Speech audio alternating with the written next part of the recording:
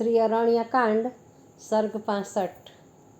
હે લક્ષ્મણ, મારે પણ હવે દીનતાનો ત્યાગ કરવો પડશે।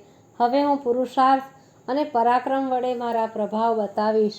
હું સમર્થ છું, છતાં જો કાયમ કોમળ સ્વભાવનો બનીને રહીશ તો પ્રજા મને જરૂર કાયર જ સમજશે। મેં આજ સુધી ધારણ કરીને અપનાવેલો નમ્રતા, દયા, કૃપા વગેરે ગુણોના પરિણામ મારા દુઃખમાં જ આવ્યા છે। હવે હું એ નરમ ગુણોનો ત્યાગ કરીને કઠણ પુરુષાર્થ આદરીશ। રાક્ષસોના વિનાશ માટે કઠણ પુરુષાર્થ વિનાશને માટે પ્રકાશિત થશે।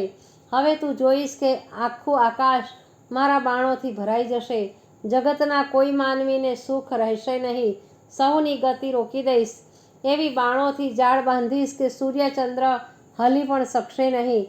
પર્વતોના શિખરો તૂટી પડશે, નદીઓના નીર સુકાઈ જશે, સમુદ્ર ખાલી ખમ થઈ જશે અને વૃક્ષો વનરાજી સર્વે બળીને ભસ્મ થઈ જશે। હું કાળનું સ્વરૂપ ધારણ કરીશ। આટલું છતાં દેવો મારી સીતાને પાછી નહીં આપે તો પછી ત્રૈલોક્યનો અંત જ આવશે। હે લક્ષ્મણ, તું હમણાં જ જોજે, હું કર્ણ પર્યંત ખેંચીને બાણ છોડું એટલે આખું જગત રાક્ષસો પિશાચોથી નામશેષ થઈ જશે। અતિ ક્રોધ અને આવેશથી આટલા વચનો કહેતા રામનું મોં લાલચોળ થઈ ગયું અને હોઠ ધ્રુજવા લાગ્યા। તેમણે પોતાના વલ્કલ વસ્ત્રને કસીને બાંધ્યું। આ સમયે ત્રિપુરાસુરને હણવાને તૈયાર થયેલ મહાદેવ જેવું ભયાનક સ્વરૂપ શ્રી રામે ધારણ કર્યું।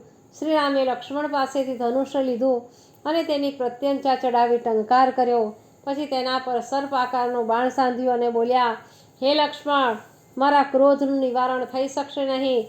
જેમ મનુષ્યને જરા, મરણ, કાળ અને દેવનું નિવારણ અશક્ય છે, તેમ આજે હું જગતનો નાશ કરવાને તૈયાર થયો છું। નહીંતર દેવાધિદેવ યા કોઈ પણ પ્રાણી મને મારી પ્રાણ પ્યારી સીતાના સમાચાર આપે।